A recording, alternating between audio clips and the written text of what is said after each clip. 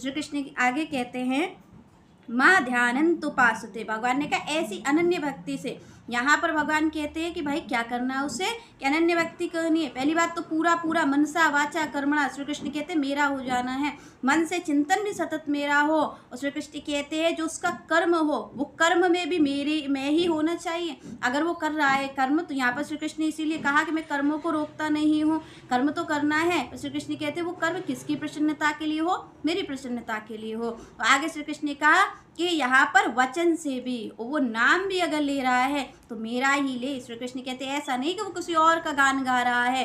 यहाँ पर श्री कृष्ण कहते हैं कि उसको जब वो मनसा वाचा कर्मणा ऐसे योग को साधेगा, तो श्री कृष्ण कहते हैं फिर निश्चित रूप से जब वो ऐसा होगा, तो श्री कृष्ण कहते हैं उसके बाद जब वो ध्यान लगाएगा, मेरा ध्यान लगाने को भगवान ने कहा जब मन एकाग्र हो जाएगा श्री कृष्ण में, तो श्री कृष्ण कहते हैं जब आप उनका तब नाम जप करोगे। क्योंकि आप देखिए कि जो गुरुजन हैं वो आपको मंत्र प्रदान करते हैं, तो मंत्र प्रदान करते हैं तो प्रदान करके क्या होता है कि आप नाम जप करते हैं। तो यहाँ पर श्री कृष्ण का भाई ध्यान योग भी करना है, संन्यास भी लेना है, योग भी साधना है और ध्यान भी करना है। तो श्री कृष्ण कहते हैं कब ध्यान लगेगा, कब उस भजन में आप निश्चित रूप से भजन कर पाओगे, सच्चा भजन कर पाओगे।